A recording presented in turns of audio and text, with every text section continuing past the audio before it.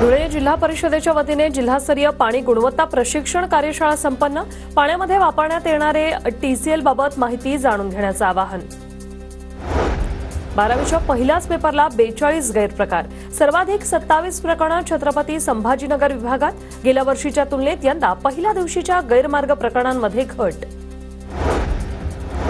कर वसुलीचं उद्दिष्ट गाठण्यात नागपूर महापालिका अजूनही 234 कोटी 53 लाख रुपयांची थकबाकी।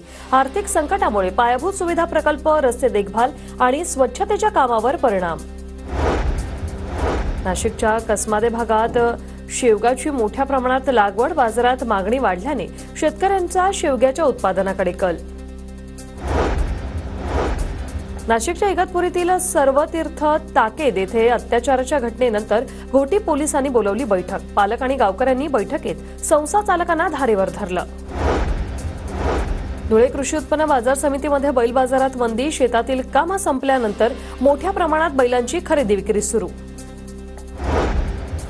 अकोल्याच्या मळसूळ गावातील सोपीनाथ महाराजांच्या मंदिरात निखाऱ्यावर चालण्याची परंपरा आजही कायम।